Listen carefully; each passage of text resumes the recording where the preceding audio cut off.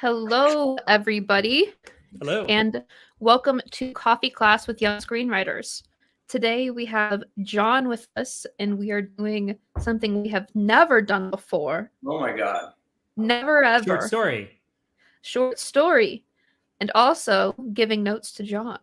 That is also new for us. Because you just wrote this. This is like fresh off the press. And like I saw like little notes to yourself in the documents. So like everybody know this is a work in progress, and this conversation is all about like, oh, what we liked, what our reactions were, all like helpful notes.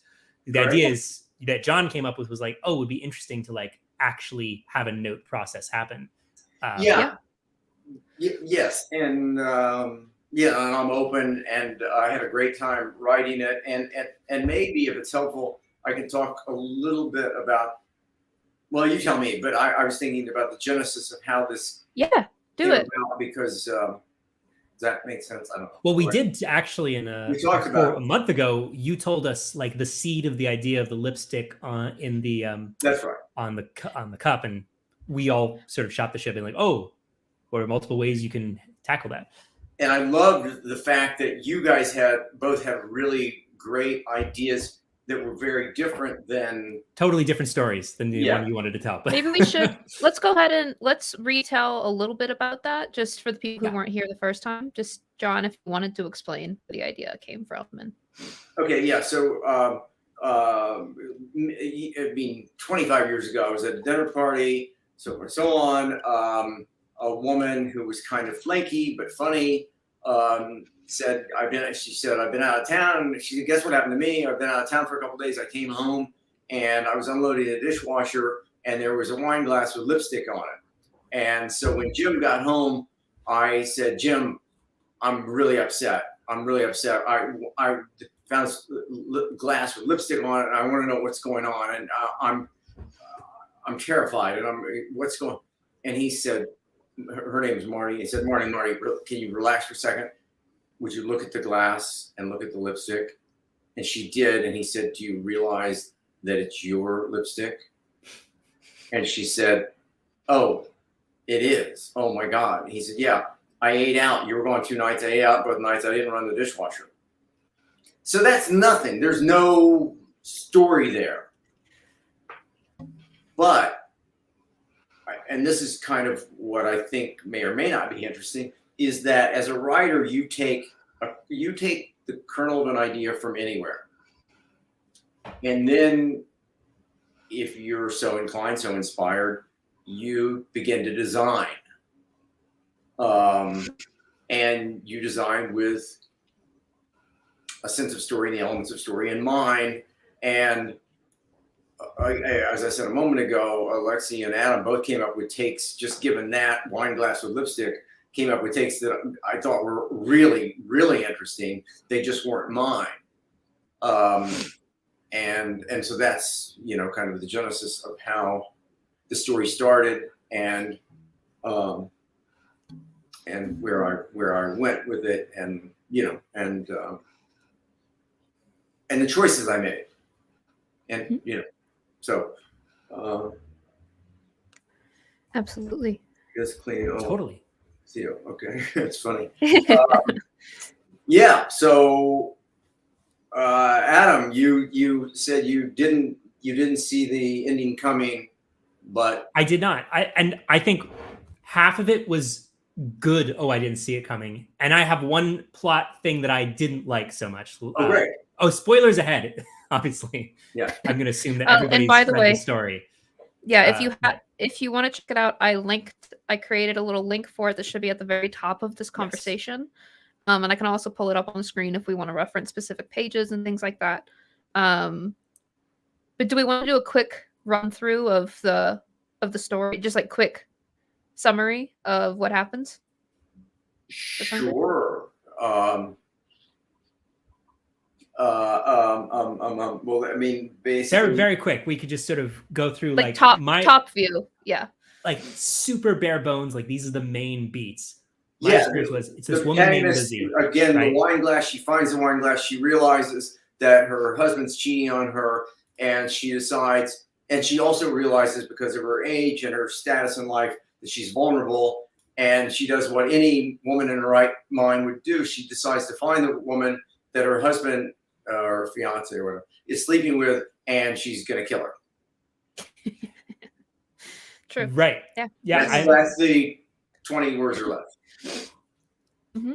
So tonally, we know that we're in this kind of world, right? So my experience of this, totally, that was the story I read for sure. My experience was we get this sort of woman, we when we meet her, she's like a ball of anxiety. And there's a very good line sort of like, she says like, someone's out to get you. Like that's her worldview. She sees everything in terms of transactions. She sees the men in her life in terms of what she can get out of them. It's all very transactional. Like, and almost like her whole worldview is if I can't get some sort of financial line off of you, you're not worth anything to me. And there's a scene later where they see this waiter, her and Marianne, her best friend, see this waiter with a purple shirt, and they take a shit. I mean, like, oh God, what a worthless guy. You know, like, what was it? Is there anything more pathetic? They say something mean about him. Yeah, I mean, they're just brutal. They're brutal. Yeah. And like I don't want to say the theme, but like, because I think there are several themes here, but like from her point of view, her flaw, which we get on page 1, is that she sees men in terms of, and everyone really, but especially men in terms of like their transactional benefit for her. And she's not even mad at Jim about the cheating. She's mad at the potential person who could replace her and get what's hers, because Jim's just an object to her. Like that's like her flaw in her psychology that I got. And I really like that. And I actually think there's a really strong current in the story of, because I know these coastal social climbing rich white ladies. Like I grew up around them. Like these people who like, oh, I'm gonna get a loaded husband, date him for 5 years, maybe get a baby, then divorce him for a bunch of money. You know, like that's like how people see the world. I think that communicated very strongly. I forgot what my point was. Well, I think you're talking about theme, I think. That was my read. Oh, yeah. So, and how she sees Marianne is kind of interesting. She looks down on Marianne, but she also admires Marianne, and she doesn't recognize that Marianne is like her. And that is kind of interesting to me. Yeah. So, is that an accurate read? Is that kind of what you were intending to put on? That's exactly it. I mean, and there's one other tiny theme that may or may not play, but it was in my head. Which is at the end, she ends up with this guy who she dumped earlier. And my take on that thematically is that you kind of end up with who you should end up with. Mm-hmm. So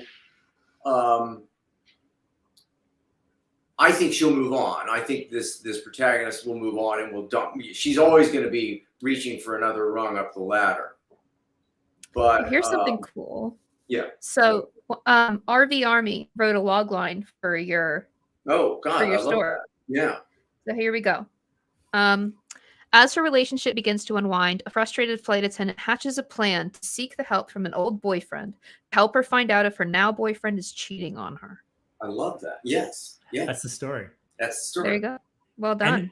And, and I my big note is, while on page 1, get that, the whole conversation with, I think we spend too much time in the conversation with Marianne before we get to the plot, right? Like before we get to her, like she mentions the glass and like, that's great. And we get some backstory about like how she sees Jim, and that's like, okay, that's all great. And then there's like a long moment where we go into like, I think just too much backstory with Marianne that I'd prefer maybe to be peppered throughout the story. Right? Like rather than we have this huge chunk of interaction with her and the momentum slows down. Like from the moment we realize, oh, there's lipstick on the glass to, oh, what are you going to do about it? Like there's a huge lull that like, I think you could get the same benefit of backstory. Just like it's a lot of exposition with Marianne that I think could just be peppered throughout the story, like a little bit non-linearly. And I see exactly why you made the decision to have that conversation there to sort of set up Marianne later on. At the moment, I was like, why are we spending time with this woman? God. Like, I want to get to her doing something about the affair. You know what I mean? But we have to know as a writer, you wanted to set up who Marianne was, right? So that she's plausible, so that her action is plausible. Yes, right. I don't disagree. I think maybe there is too much time spent on that. Although I do feel like there's work that has to be done with regards to her character and who she is. Yeah. Yeah. I mean, this is also a first draft, right? Like, or a second draft. So like, yeah. Of course, things are going to be changed. Things are going to be refined. And like, for example, you have long chunks of dialogue without narrative description. That's classic, like writers first drafting out a scene. You're going to put in like little details of like what they're looking at and stuff too. So, right. You know. Right. I have a question, and sure. And Alexie and I kind of had a very, very brief text or email or something exchange, maybe conversation. I don't know. But anyway,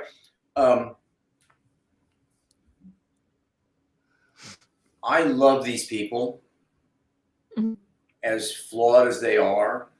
I love the world as dark as it might be. I wonder if Alexie, you and I were laughing because you said, I think you said our sensibilities or our themes or tones are not very different. Yeah. Right? Yeah. I mean, and so as I was writing, I thought some people are going to find this abrasive. Some people are going to. And by the way, I don't care because I don't care about an audience. The freedom of writing a short story as opposed to writing a screenplay when you have an audience that you have to some degree cater to, which is part of the screenwriting business and the life of a screenwriter. With this, it's complete freedom. Yeah. So once I tapped into, this is my tone. I was gone. I was off and running, and I say with some reservation, I'm now working on 2 other short stories, both based in LA, both tonally very different stories, but tonally the same world. So are the other ones detective? The other ones, no. The other ones are not. They're not. Interesting. No, they're not detectives, but they're people with secrets who behave badly. That's John's wheelhouse. People with secrets who behave badly. His fantasy hellscape. Love it. But let's go back to the story. Let's go back to the story. Like so what I just to finish up my initial impression was like the positive is I really think thematically there's something worthwhile to explore about, like, the type of people that Lizzie are and the world they navigate and how they see things as a zero-sum game and the men in their lives as objects that can benefit them. Like that communicates. And I like the twist with Marianne at the end. I didn't see it coming. I should have. It's so obvious, but I didn't. Neither did Alexie or I saw that. But it rang false to me that she murdered them. It was like one step too. It was like too far. It was just one step outside of her. It was like, oh, this is the type of person that I can understand this person. But then the moment she actually dropped the lamp and electrocuted them, it became a cartoon. Oh, it felt like suddenly the theme of what you were saying was like, from that point on, it didn't really matter what choices she made in her life afterwards. Like I didn't even get a sense of a clear character arc aside from her situation changed. Like she has a relationship with this guy Nick who she dumped before, and I understand on paper, but emotionally, like I didn't care at all after that, because after the murder, it's sort of like, oh well, it just everything went nuclear, and like it became like the story about socially navigating and going up the ladder becomes totally irrelevant when she's fucking killing people. Like does that make sense? Like it just that was my personal read. Absolutely, it makes perfect sense. Yes, I would love to be able to in a very articulate way disagree. I can't. I think you don't have to. You could also say, well, fuck you, Adam. No. I think it's a big leap as you know, probably know, I'm a big Patricia Highsmith fan. Oh, that makes sense. And yeah, so I think this reminds me a little of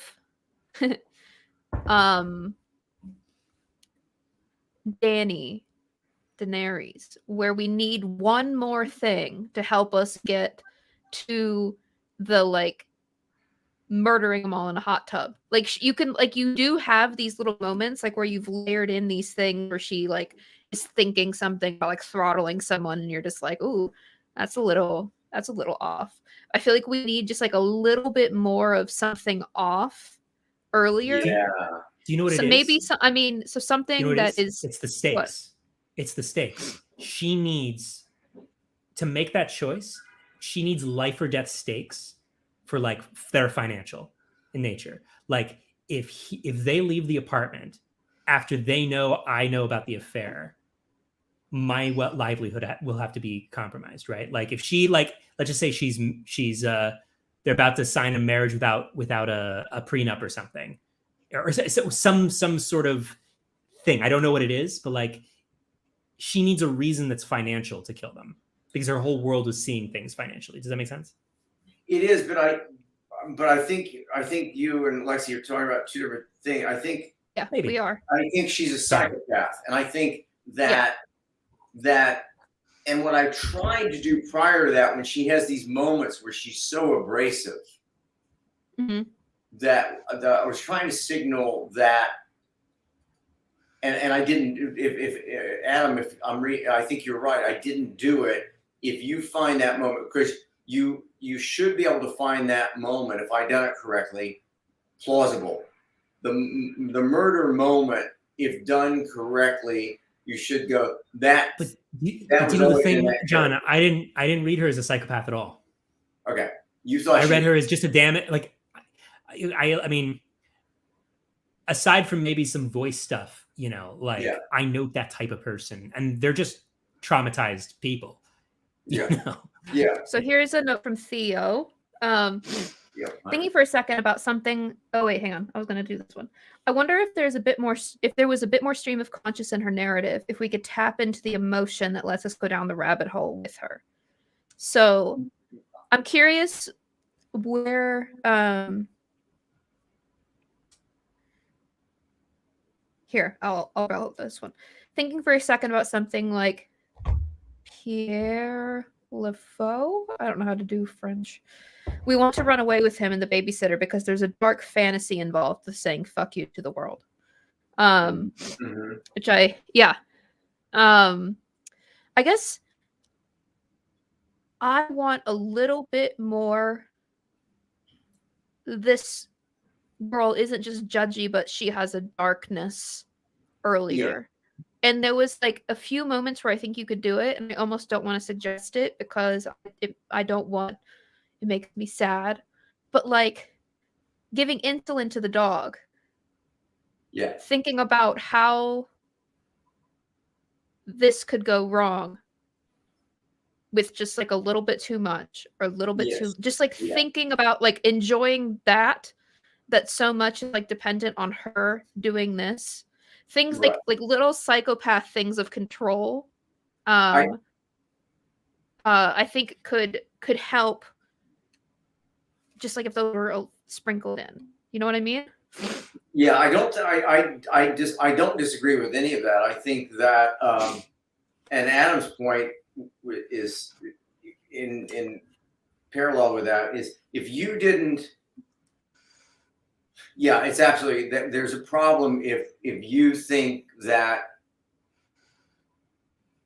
murder is not in her repertoire, because you should know. You should go. I'm surprised, but it doesn't seem like it couldn't happen. To me, I think I was closer to buying it maybe than Adam was in terms of it, because there was things about her that were just too rigid. You know, like like, is it like in a good way to what you were doing? Like where she's just like, no, this is my judgment and this is what it is, and she's very, very cold. And it was kind of like, oh dang, that's a big step. But it didn't feel to me like something so completely out of it that I don't think that there's like a pass you could do that wouldn't fix it. Like I don't think it would be like completely reworking the structure. I think it would be like sprinkling a few things in, like where you're like, oh, when she goes, for instance, and when she goes to the Christmas party, and the loop in her head is so paranoid, is so, yeah, I know what you're doing to me. I know what you're doing to me. When in fact, it wasn't me. So the lens that she looks at the world through is truly disrupted. And I think that I need to revisit that, because, and by the way, I love those people. I love those people who walk through life hearing the same conversations that you and I would hear, and yet they interpret them in a completely different way. That is just magnificent stuff. Do you think Lizzie enjoyed being wronged? Oh, that's a great question. Yes. Yes. Yes. Because it confirms what she believes. So I have a question, John. Yeah. And I know you've considered this when you were about to write the story. Why did you choose third person over first person? I wanted to be able to go into everybody's head. But you don't really. I stay in her head. Well, that's a good. Yeah. I think maybe that's part of what it was to me, is that it's like, if I was able to attribute for 100% sure all of the description to Lizzie's point of view, I think I would 100% buy that she's a psycho. And so but it's like, it's a little bit hard sometimes to tell, is this meant to be an objective judgment, or is this meant to be Lizzie's subjective point of view? And I'm not entirely sure why I straddled that line sometimes, but I found that that's what was happening in my head. If this was in first person, a lot of the same dialogue would be perceived, because there's something about an author telling you their secrets. Like, I did this, and this was the thing I did. And, you know, oh, this total bitch, you know, whatever, yada, yada, yada. And then follow it by the words of like, oh, you're such a lovely person. Like the contrast between direct thoughts from the writer from the character to you, and then the things that are happening. Like, you can get a lot of mileage. And I think I would probably be more likely to believe that she's a psychopath and get to the place you're going. You know, because you actually wrote this like a first person story. I know. When you say that, I was going to argue it, but you're right. Because I started off with an omniscient third because I wanted that overview. And I think, you know, I'm so crazy about Lizzie and was so seduced by her that I went to her bed. And I think that's a really interesting note. And you're right, Alexie, if we're there, because again, I'm sorry to repeat myself, but the thing I love about this character is that her worldview through her lens is completely distorted. Yeah. And she has no objectivity. And you gotta love people. I mean, you just gotta, they're so dangerous. And it's almost like if you leave it third person,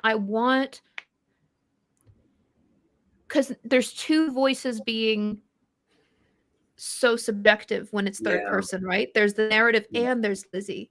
But and so I either want the narrator to know that she's off, or for it to just be her. You know what I mean? So, because like, I don't know if that makes sense, but because I really, really do like the voice. And I think that the moment if you go back and you read it through saying all of this is her, then we buy that she kills them. Yes. I mean, that's where, I mean, these are great notes because maybe it's your screenwriter brain wanting it to be more. You're so used to writing omniscient. action lines, right? Yeah. Yeah. But yeah. Yeah. Somebody had an interesting, I was just typing that line. I think first person. Yeah. Yeah. That may be a way to go. This is true too. Here we go. What's that? You could also, that's compare this to Killing Eve when Eve visits her mother, and we see a moment of vulnerability and context around her mental state. Yeah. Yeah. Yeah. I think that's an interesting. I know. Yeah, that's a really interesting note because I know where Lizzie comes from. I know what her family's like, and I know why she left Indiana. You know, I know exactly. You know, by the way, I don't know if it's helpful or not, but you know, one of the fun things to do, particularly when you're as old as I am, you've known a lot of people, is to, you know, there are great characters in your life. I mean, I'm drawing. I don't know anybody who committed murder, but I know that you know of. That I know of. Yeah, today it's still early, you know, but I know this person, and I'll just speak to this for a second. It'd be kind of like, because I was thinking about this in my class here at NYU the other day, was that I have completely stolen this character from somebody who's real, who functions in this way. And that's, you know, that's one of the things, it's one of the, to me, one of the most fun things about being a writer is that, you know, a person who's so flawed and yet you find them endearing because you understand their flaw. Yeah. And that's how I feel with this character. She's What's the name of that show that just came out? What? Anna? Is it Finding Anna? Oh, it's Inventing Anna. Which, by the way, it is Finding Anna, I think. No, Finding I'm not. or Inventing? I think it's Inventing Anna. I just Googled it. And there is one that exists. You're right. It's Inventing Anna. Inventing Anna. But like, it's amazing. Yeah. She does a very good job. And what Sonia Rhimes is doing, by the way, just on a screenplay point of view, what she is doing in that show with narrative flashback, when she knows that she's got talking heads, and the way she's getting out of that situation to go to action and then to come back to talking heads, what she's doing with montage. It's very smooth. She's interweaving is really, really sophisticated storytelling. It's amazing. It is. It's pretty wild because like it took me a bit to figure out, like, to flag it as like, oh, this is what she's doing. Like, now we're gonna enter a flashback. Like, it's obvious that's what it is, but it just like, it didn't stand out to me as like a ripple comes over the screen and now we're in the past. You know, it's very smooth. The other thing real quickly, the other thing that's amazing, and Alexie and Adam will both get a giggle out of this, is that she's playing with two protagonists. So in TV, you can get away with stuff. You can get away with it. Also, so the journalist, who's a wonderful actress, I don't know her name, but the journalist wants the story. When we go to flashback, Anna wants to get rich, wants money. So they're dealing with two different narratives simultaneously with two different protagonists who intertwine. It's a nightmare to try to break that thing down, but she does it anyway. Yeah, Anna wants a foundation, and I think if you were gonna break the movie, I think as a limited series, I think it would be The Journalist, but it's like a story within a story, right? But it is The Journalist. Probably, yes, you're right. But it's really interesting. But if you ask the viewer, if you ask the normal viewer, they'll say that it's Anna. It's not. So this is the reason why I brought that up, is because I think that there's some similarities between Anna and Lizzie, in terms of like status and how she's perceived and what she gets out of people and transactional relationships and things like that. This is such a small thing, but it makes me wonder, would she know that she was in a Lamborghini? Like these details about her, like would she know this? Because this is something about her, about how she's perceived. You know, it's and you will catch stuff like that if it was in first person. Yeah. That's a good point. She would know. She would know. She would know. Yeah. Just like little things like that. Yeah, and I agree with Adam that like it would probably be clearer in first person because yeah, she would be like, this is good. He has a Lamborghini. And by the way, she would, yes. Yeah, I mean, a Lamborghini means that maybe she's going to stay in that relationship. Yeah. Another thing, and this is just, I have a question. Is Lizzie sleeping with Nick right now?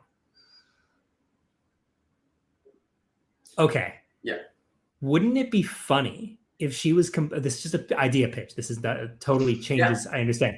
Like it would be kind of very revealing of who she is if she's complaining about Jim's infidelity while sleeping with her lover.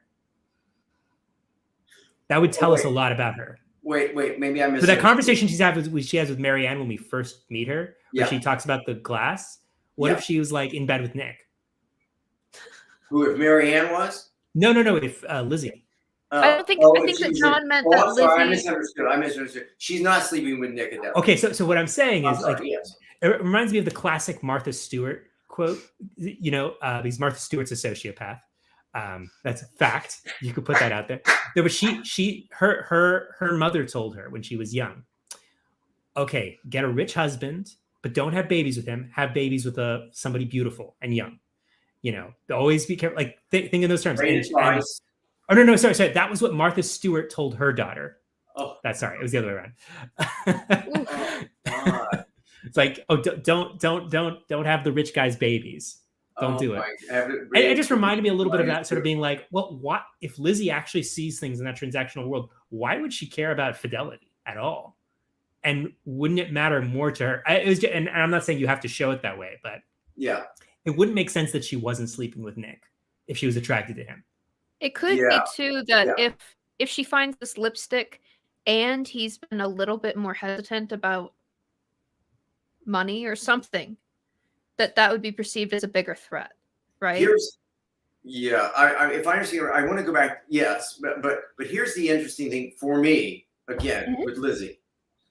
She doesn't really like sex. It's always, as you had a great word for it, Adam. It's always transactional.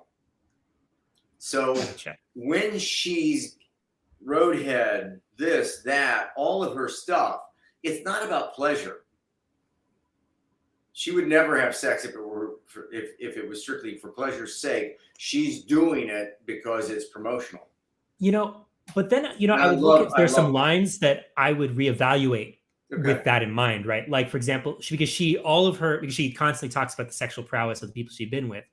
And it's always within like a sense of accomplishment, like, oh, he didn't know what he was doing. Or, I actually love the line, remember it, is like a bicycle with the training wheels, full on, right? That's a great line. But like, if I had like a little bit of mixed in with that of like, and it doesn't really matter, he's just going to do what he's going to do anyway. And I don't care. You know, I think about baseball. She's thinking about something, not baseball, but you should focus when you're describing those moments, because you do. I would want to know, like, well, what's she thinking about? Did you know why is she obsessed with their performance? You know what I mean? That if it's not for pleasure. It is a fact that apparently when women, I'm going to say it like it's a fact, but it's been noticed statistically that when women make more money than their husband, they're more likely to fake orgasms. I love that. To make their husband feel better. If they make less, they don't feel as obligated. Oh, God, that's great. By the way, I love the share quote. Did you see the share quote? Yep, that's a famous one. That's a good one. I am a rich man. Oh my God, I love that. Yeah, that's great. But so like that kind of attitude makes me think about this though. It's like, is she trying if this is a transaction to her, then what is she trying to get out of it? And what is she giving them? And I think she's probably, if she's really using it to like, she's probably using it to like endear herself to them and to make them feel a certain way with her. I could almost see that like in the beginning, she acts like they're great. And then like when she wants more things, she changes how she behaves in that sense. Just like, how would she use it if it was transactional? If she was using it to manipulate people and it didn't matter to her? That's kind of what.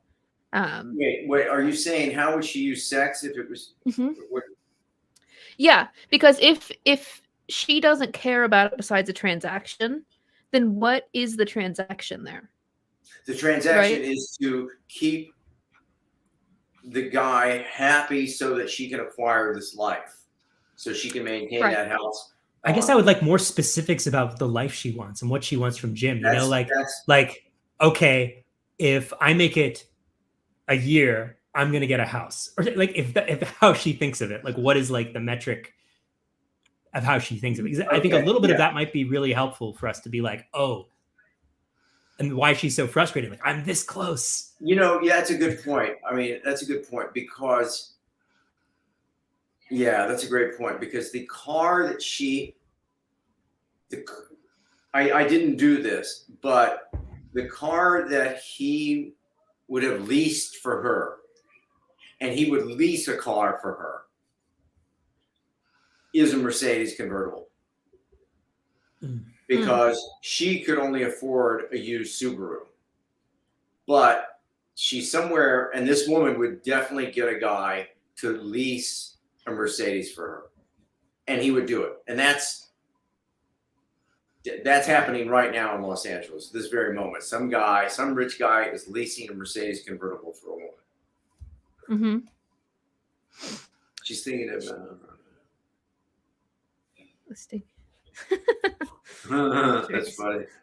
So, you know, and so those are my macro story notes, but I think that there are some like prose opportunities throughout, like of things I'm like, oh, that's stated one way. Can I have her specific referential thought? Like for example, when we meet the waiter, their conversation was abruptly interrupted by a man in a purple shirt and khaki slacks. Why can't I get a thought about like what she sees him as? Like it doesn't, like, what is the purplish slacks and khaki slack? What does the purple shirt and khaki slacks look like? What's her mental image of that? Is it like, you know, does she literally see him like as a peasant or whatever it is? Like, what is she actually concretely see? And like, I think there's so many moments where you tell us her impression, but I want to know the direct ugly thought. Oh, see, that's interesting. That's again, these are great notes because I know I didn't put it down, but I know that she would dismiss any human being who would have the audacity to wear a purple shirt.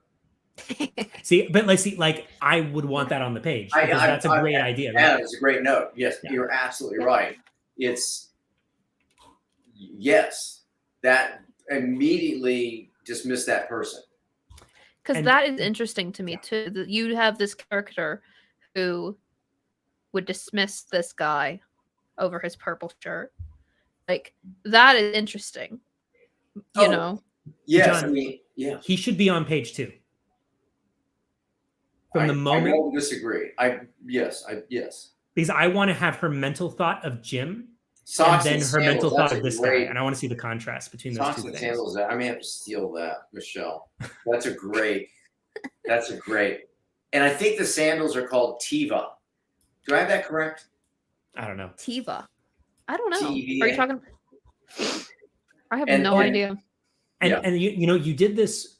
My favorite description you had of what's her name, Ellie, is that she saw her like she was braying with laughter, right? Like that she saw her for what we saw her mental image of her. But then a lot of times we get like, oh, she's so pretty, her legs are so long.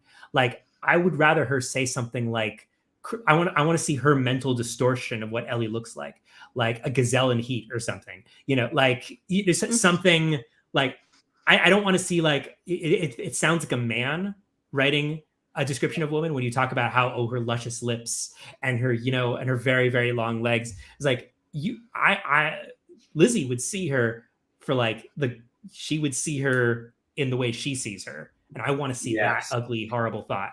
Like those are the moments I feel like it'll just change the story completely. That's it. Yes. Yes. Yes. It is a little difficult being a man. Yes. You've got to catch yourself. It's very hard. Theo says she'd complimenting her contour and her butt. Yeah. Right. She'd be complimenting her makeup. It's not like how, like you have to like really look at that stuff, you know? Yeah.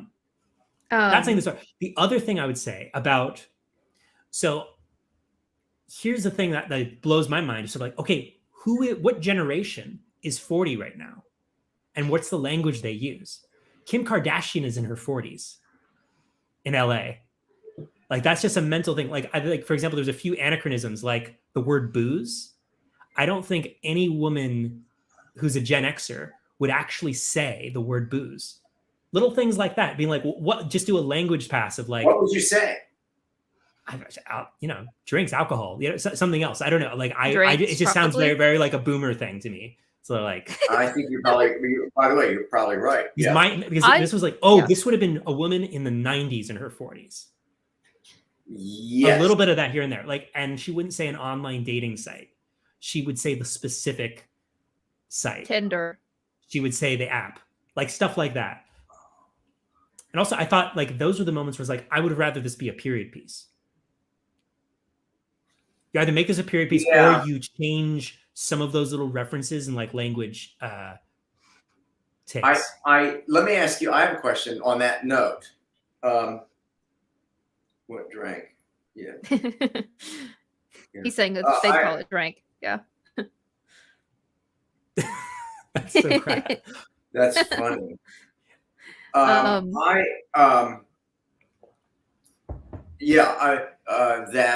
if it is contemporary, if it is current,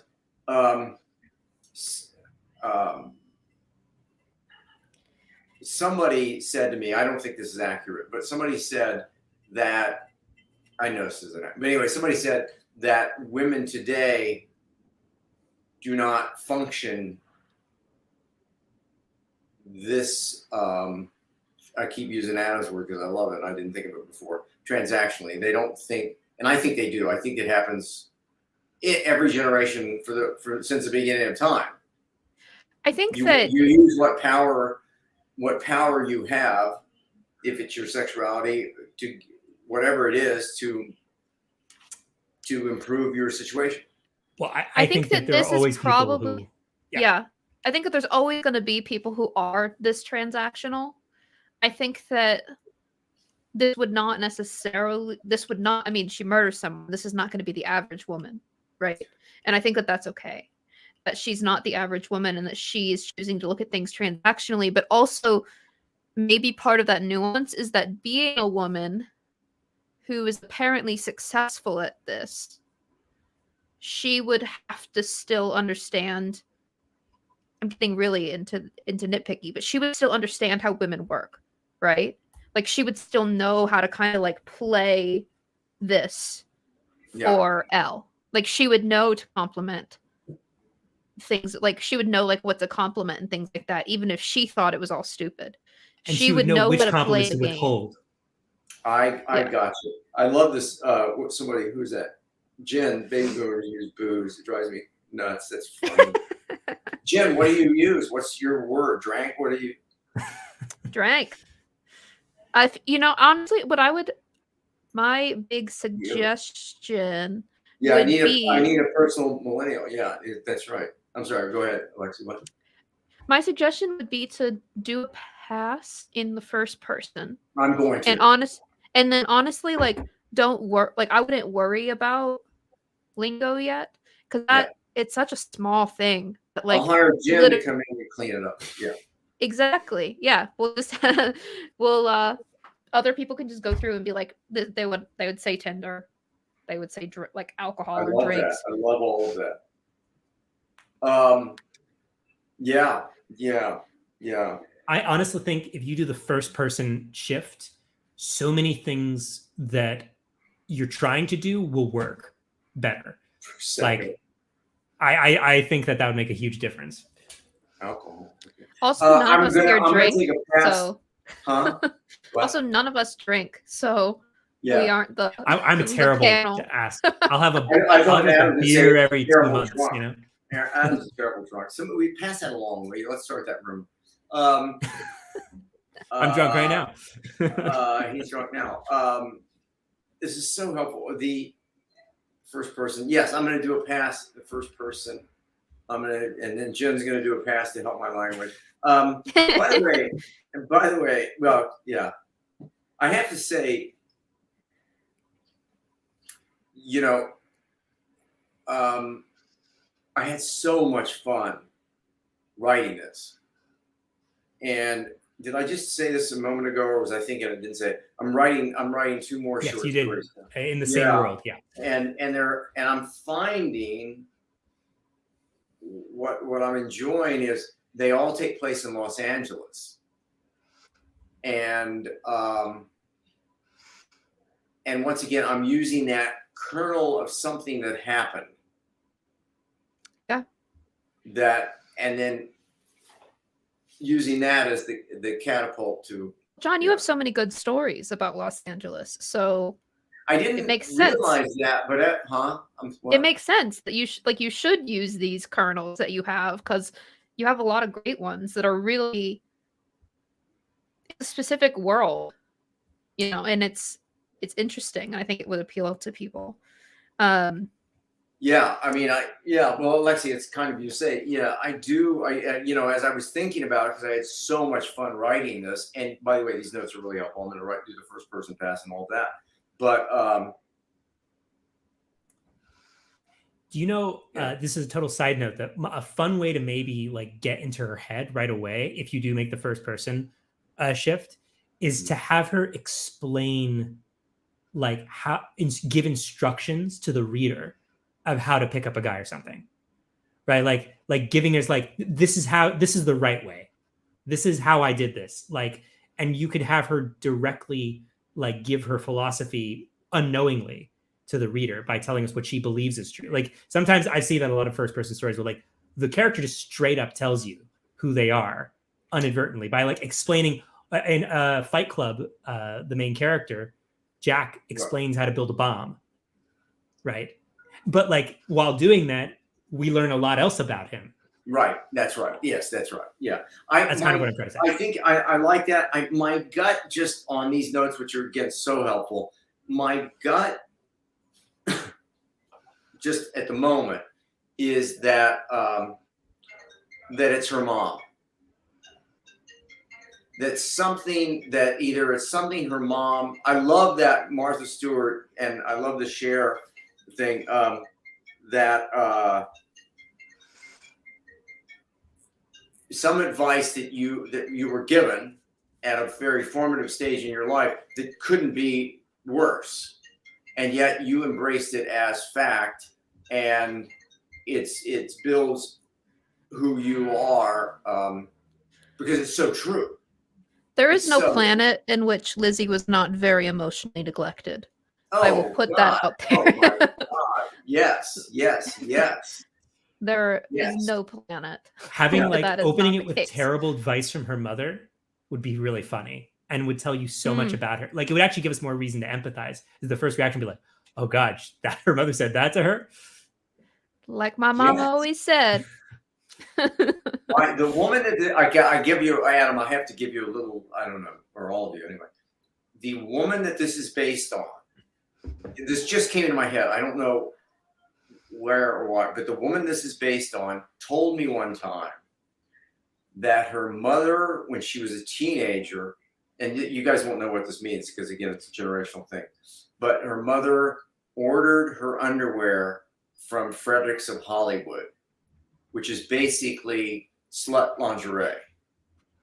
So her slut lingerie is a great name. In fact, I'm going to steal for myself. That would be a great name for a store. But I remember this woman telling me that her mother bought her basically crotchless underwear when she was 16, and me going, and she said, a matter of fact, isn't it cool? and me thinking, you're just damaged.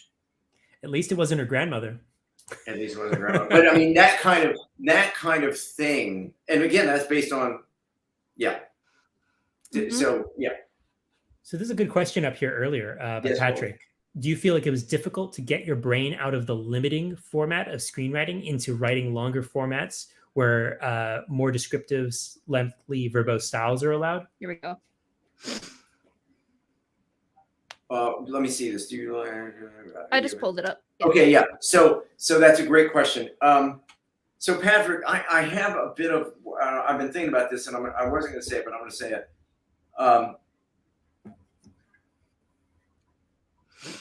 As a screenwriter, I found, and I hope this doesn't happen to you guys, but I found that if I had an idea that was outside the realm, that was outside, that wasn't marketable, I would throw it out. Because frankly, I had to make a living. So if I've got 5 ideas in my head, the one that's most viable, and by that marketable, by that I mean sellable, that's the idea I go with. Ideas that were outside that realm, I kind of trained myself not to pursue. Now, so with this story, Patrick,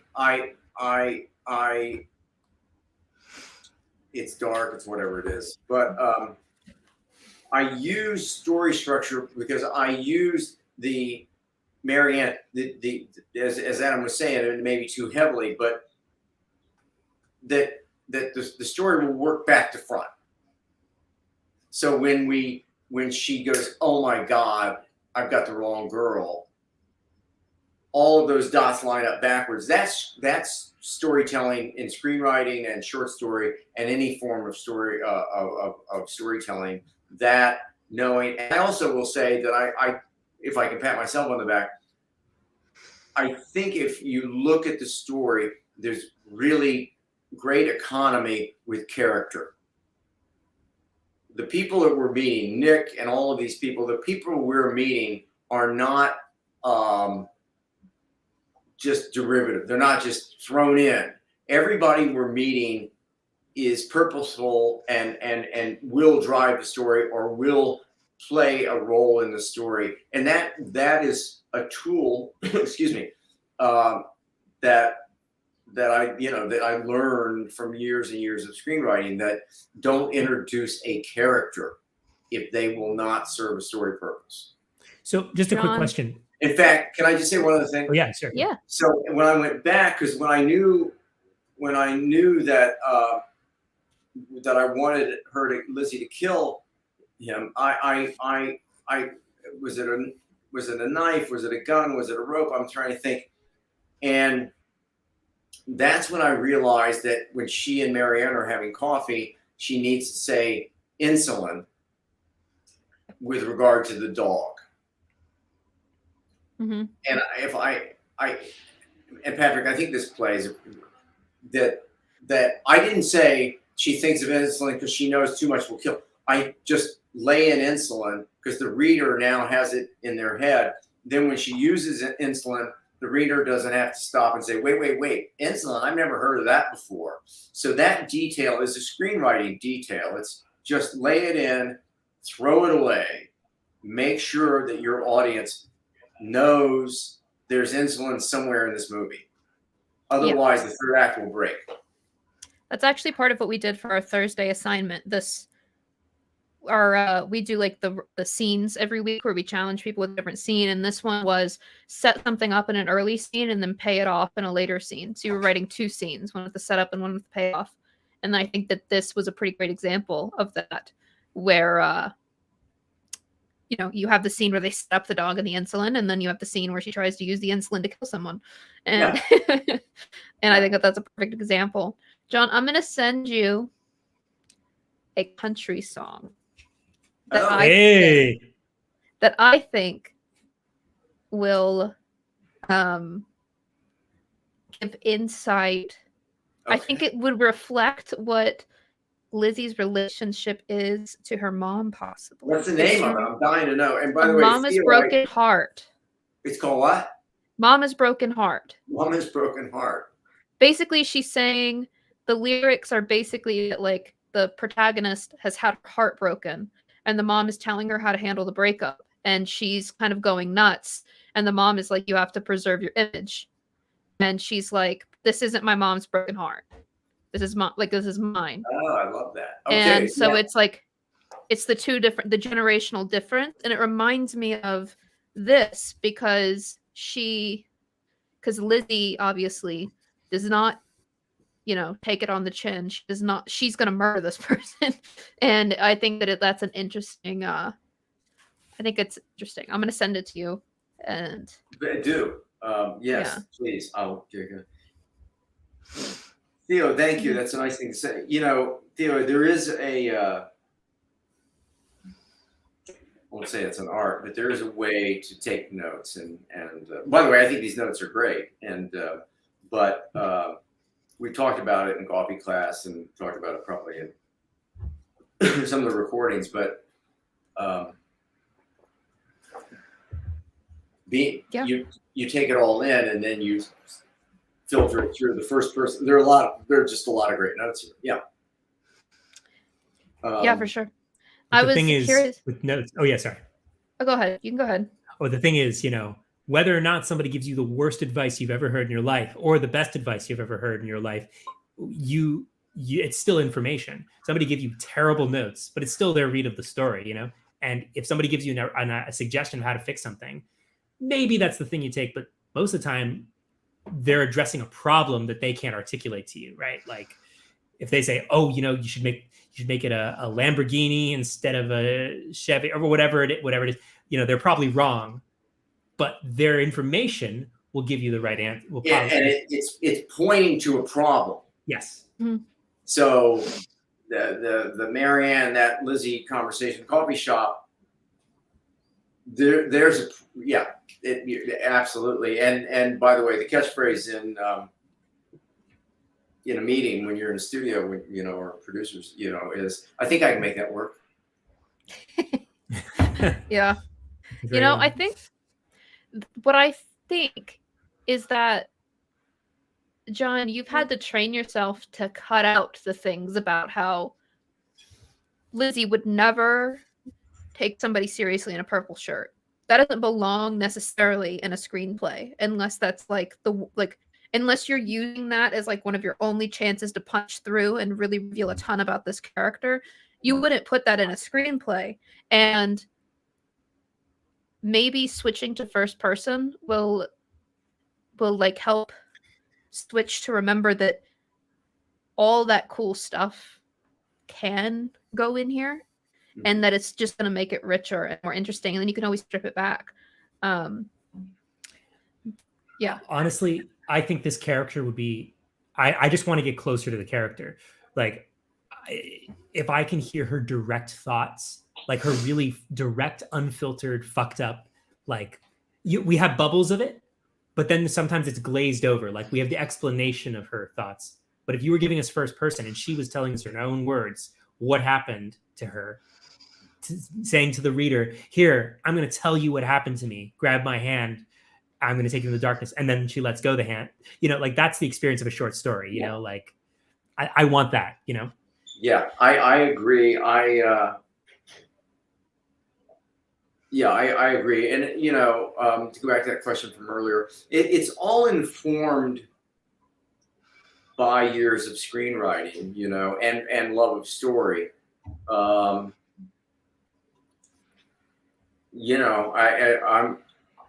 going to write a few short stories. I don't know if anything will come of it, but Keep sharing them. Keep sharing them. Okay. But it kind of reinvigorated my creative juices.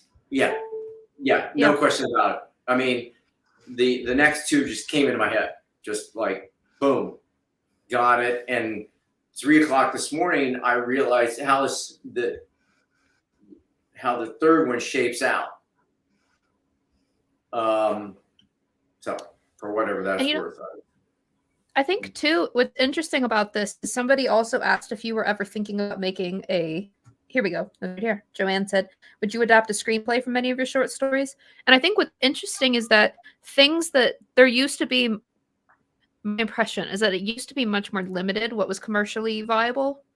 Like what was actually, like there was so few options of places to sell that would like make things like it was so much less that you had a much more limited window of what was marketable, like what was sellable and what was commercially viable.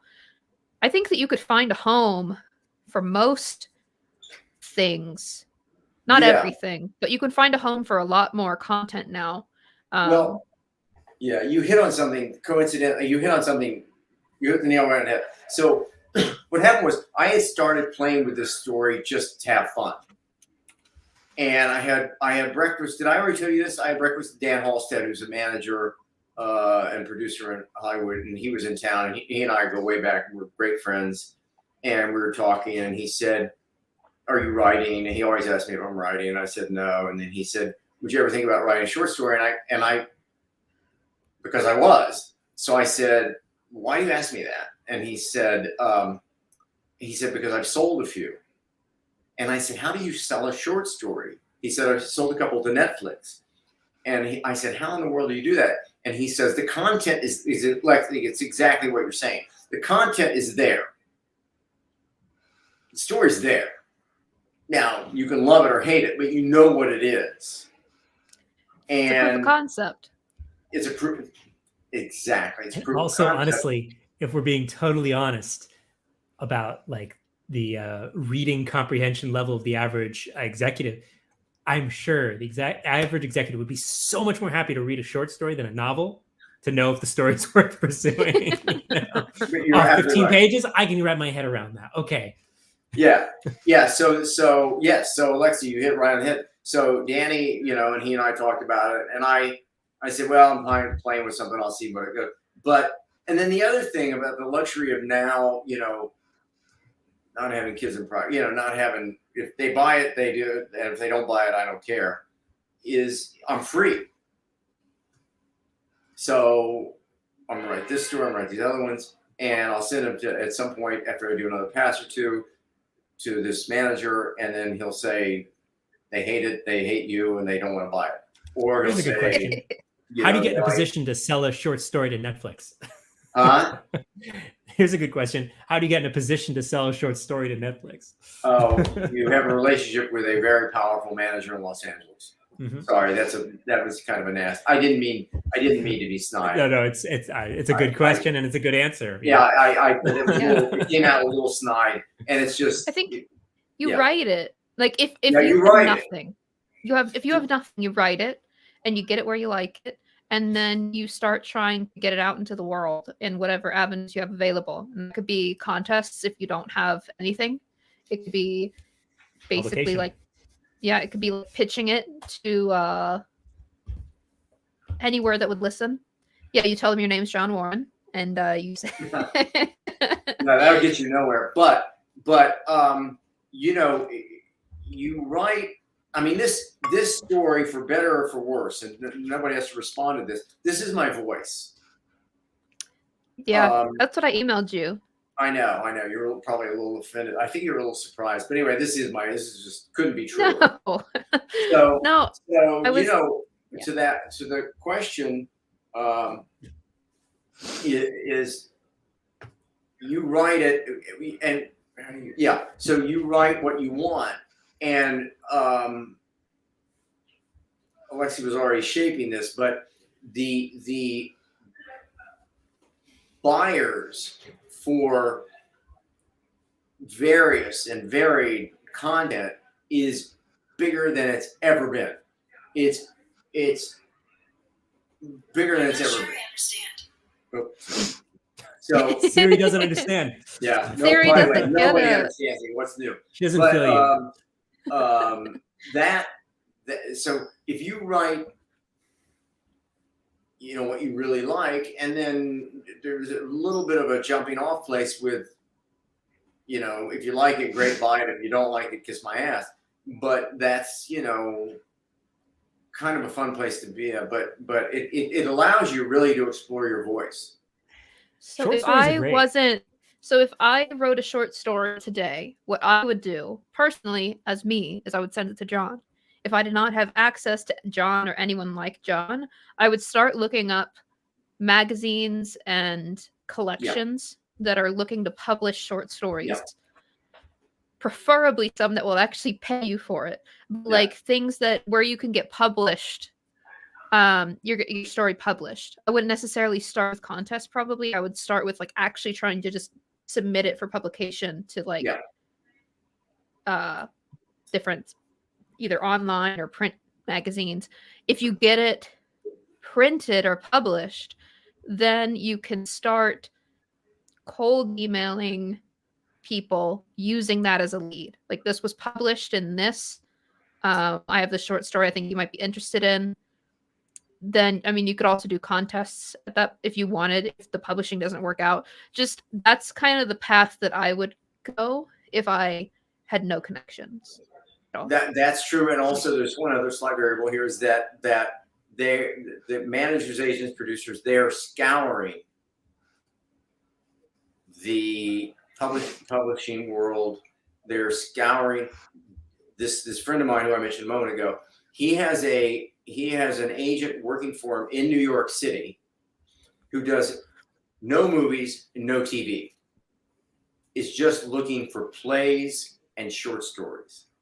And on that note, real quickly, I have a friend who years ago, well, not that long ago, but anyway, a few years ago, pitched a story to The Moth. Do you guys know what The Moth is? Yeah. The Moth on NPR, they take personal stories. She pitched a story on The Moth. They loved it. They helped her kind of groom it and cultivate it and make it into a coherent, wonderful, wonderful story. Jean Smart, who's an actress you may or may not know, she's really good. Anyway, Jean Smart read it, called my friend, who's not a writer, who just told his story. It's based on her true life story, bought the rights to it. They hired Beth Henley, who's a really great screenwriter, to write it. Now they've got a director on it, and it's going to get made. It looks like it's going to get made at DreamWorks. DreamWorks is making it. Wow. So what happened was a short story told on on Moth Radio. People in Hollywood were looking. They're looking, and they went, "Wait a minute, that's a movie." They called it. They said to her, "We'll buy your life rights, this story rights. You're out. We'll hire a writer," and that's what happened. Well, that's pretty great. On that note, yeah, she was on Hacks. That's right. Yeah. Anyway. On that note, I think that was a great session, and thanks so much for sharing this. Yeah. Honestly, I think everybody really, we love doing new things, and I think you can learn so much screenwriting wise from short stories and like thinking about short stories. I'm motivated to try one. Tremendously helpful. I am so thankful. You guys are the first eyeballs on this story. Nobody else has read it. So thank you. I really, really appreciate it. The notes are great. The first person notes are great. Yeah. And my short story collection that I would highly recommend is Neil Gaiman's Smoke and Mirrors. Neil Gaiman. Fantastic. And what's really interesting is that these are all early short stories that he wrote when he was breaking in. And he has little anecdotes about, okay, this was the first story I ever published for Hustler. He did a short story for Hustler in like the 80s, and it's brilliant, but it's also deeply very different than his early stuff. And it was just great. It's great to sort of see, fantasy, a total genre that you never really see great short stories for. It's great. Thanks. Yeah. And he's a great storyteller. He is. Mm-hmm. He is. Thank you. All right. Thank you, everybody. Hope you have a good weekend. We're talking, it was a suggestion from Michelle. We're going to talk about twists. Oh, yes. Sort of building on this. We're going to talking about earning twists. Yep. Thank you, guys. Thanks, everybody. Thank you. All right. Have a good